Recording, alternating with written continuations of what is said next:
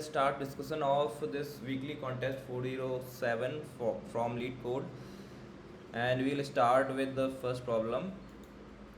If you are new to my channel, then please consider subscribing. The first problem says that we will be given two numbers n and k. We have to make them equal. The only operation we can perform is that we can select any bit which is set and make it 0 in n. Alright, let's see it with the example.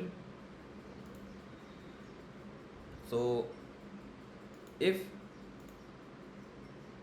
I'm taking n as 14 and k as 13, this will be their binary representation. And can we make them equal? No, we cannot make them equal. By changing any 1 to 0, we cannot make them equal. Let me write down the binary representation of 13 below the binary representation of 14. We can change any 1 from n to 0, so we will make it 0, so this part will be equal, but we can't do anything with this bit, so they will never be equal. In this case we will return -1. And what is the other example? It is n is 13 and k is 4. It is 1 1 0 1 and binary representation of 4 is 1 0 0.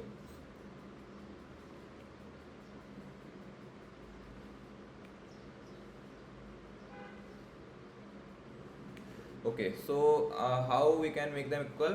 We will make this 0 and we will make this 0, then they will become equal. So what is the approach that I have used here? What I have used here is that I will start comparing from the least significant bit from both the numbers. I will check what is the status of least significant bit from n and from k. If from n part it is set and from k it is 0, then I don't have any problem. If the n is the bit from n is 0 and k is 1, then I will simply return -1. We cannot make them equal. Otherwise I will keep on checking that if the bits are equal, then alright, we can move ahead. If bits are in the form of in n there is 1 and in k there is 0, so we are also fine with that. We will move ahead. But when we will find that the bit in n is 0 and particular bit, the corresponding bit in k is 1, then we will return -1. So I am going to use here bitwise AND operator for comparing the least significant bit, checking the least significant bit from each number. So how it works? Suppose I have this number 13 1101. If I do bitwise AND with 1, it will all the other bits will be 0. I am doing bitwise AND with 1, so I will get here 1, a non-zero number.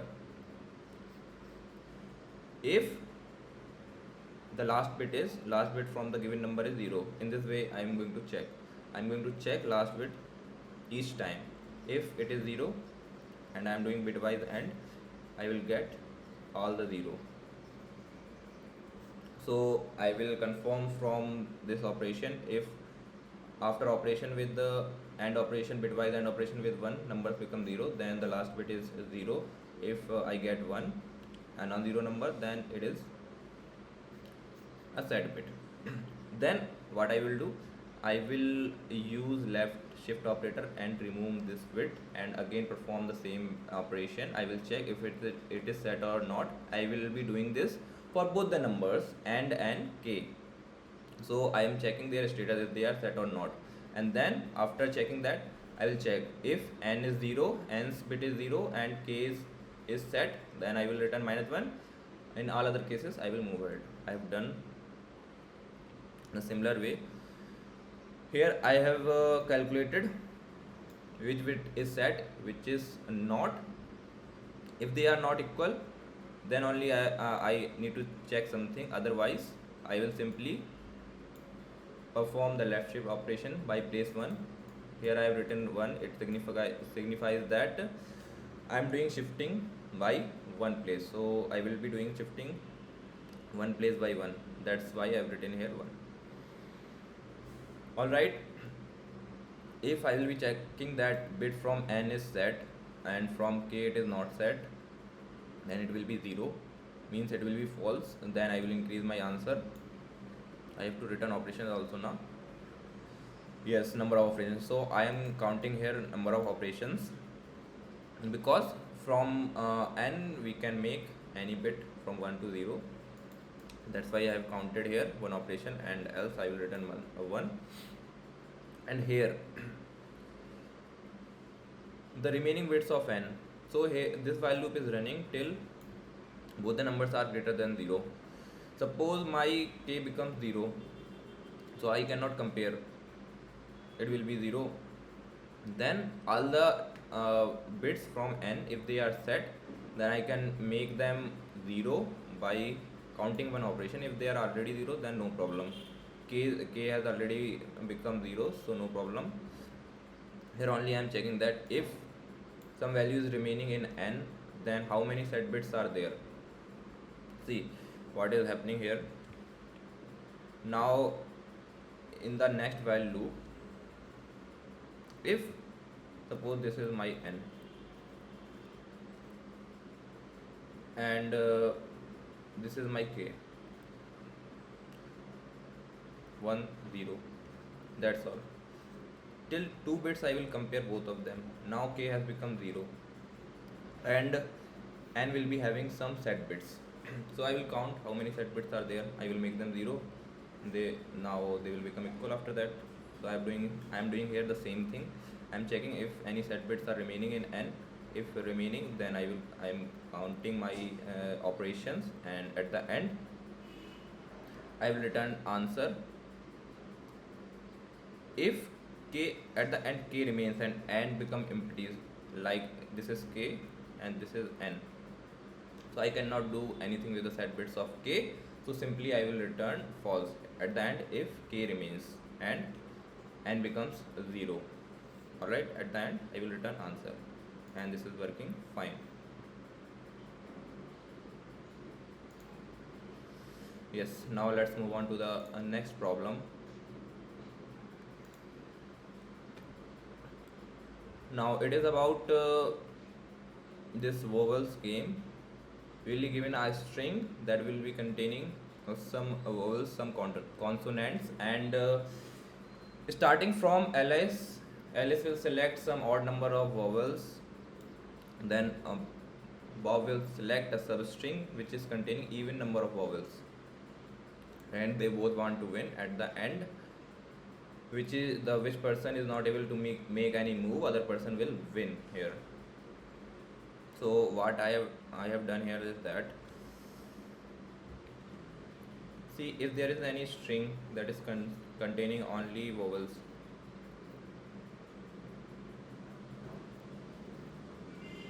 then here there is no vowel, so Alice cannot make any move. In this case, Bob will win. Other cases can be when vowel 0, when vowel is greater than 0. It can be even, it can be odd. I'm not considering now consonants. So if even numbers of vowels are there, a, some string is there, some consonants are there, some consonants are in between. So I think Alice will select that substring which is containing odd number of vowels. Alright. So when I am having even number of vowels in the starting, see, both of them will try to select that substring with the maximum size. Some consonant are there, some are in between. So Alice will select like this. She will only leave one vowel like this. Now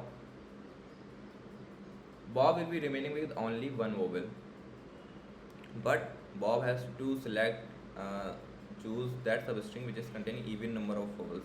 Then for sure Bob cannot select this remaining vowel because it is only one, and he has to select the even number. So he will select the remaining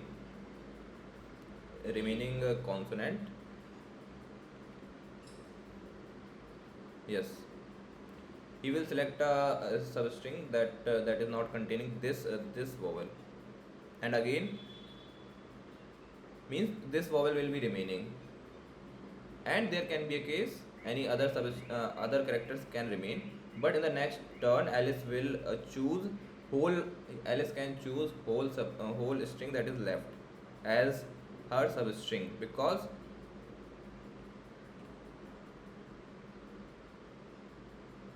C has to select odd number of vowels, only one is remaining. She will select the whole string, and Alice will definitely win again in this case if number of vowels are even. If odd, then also suppose there are three vowels and some strings, some consonants are there. Alice wants to select that substring which is having maximum size and odd number of vowels. So simply she will select the whole substring, and Bob will not be able to make any further move. Then Alice will also win in this case. So Bob is winning only in that case when number of vowel is 0. In all other cases, Alice is winning. So I used here this concept, and I have counted the vowel, and if number of vowels are 0, then I am saying that Bob is winning, returning false, because we have to return false. If Bob is winning, if Alice is winning, then we have to return true. In all other cases, Alice is winning, so in else I have returned true. I hope you understood this part, in which Bob is winning only in that case when number of vowels are 0. In all other cases, even if the number of vowels are even odd, Alice is winning, and it does not depend upon the number of consonant and where they are present, the result of the game. Alright, let's move on to the next problem, and it is saying that we will be given some binary string, and here we can perform some type of operation like this: 1 0 0 1 1 0 1. So in one operation, what we can do, we can bring this 1 till when there is a 1 right to it. We can make, after operation, we can make a string like this. So in this place, this one will come, and the rest of the string will remain same. So this is the one operation, and we can make at the end. What we have to do, we have to make this string like that. There are all the ones are in the same in the right side, like this. There should not be any 0 right of any 1. At the end, we have to make a string like this, and I think here also we have to return the maximum number of operations that we can perform to make a string like this. See, in this example, our string has become, all the zeros are in the left, all the ones are in the right. So what technique I have used here, what I am doing is that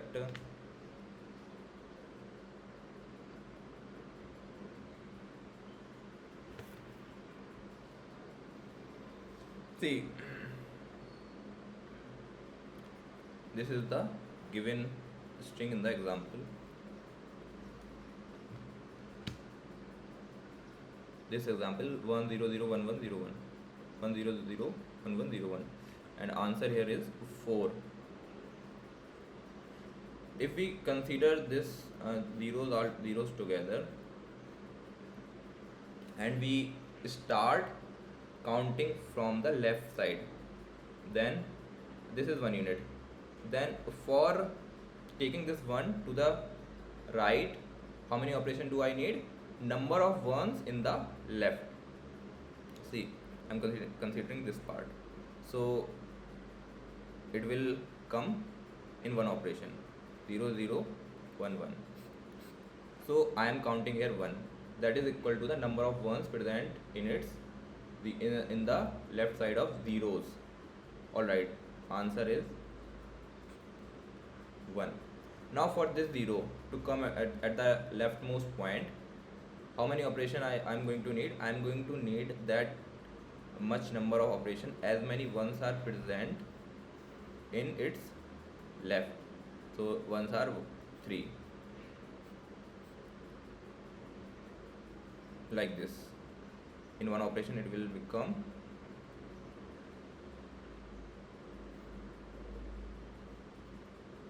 like this. So what I am considering from right to left. Then also so this has already become this by one operation, so I'm making it 2. Now for this to come in the left, I will need one operation, so I'm increasing it, 1 0 1 1 1. Now again I need one operation to bring this 0 to 1 and 1 to right, 4th operation, and my string has become what I needed. So here I noticed that number of operations that are required are number of ones present to the left of zeros. So here only one is present, so I will count it, answer as 1. And here in left side of this 0, 3 ones are present, so I will add 3 to it and I will get my answer as 4. Similar thing I have done in the code. Here in this variable ones, I am counting number of ones. This is current variable is pointer, that is with this I am moving from left to right, and this is the variable in which I will be returning my answer. So what I am doing, if I am getting 1, then I am counting number of ones, that's all, ones plus plus. If I am getting 0, then I am not doing anything, I am just moving to the right part, doing current plus plus, and at the end, so I am considering all the zeros as 1 unit. I will be traveling from left to right, and I will not do anything. So I am just increasing here my current pointer, and at the end, currently how many ones are there in the left, I will add it in my answer. At the end I will return that answer, and it is working. This is it for this video. If you like this video, please consider subscribing my channel. Thank you.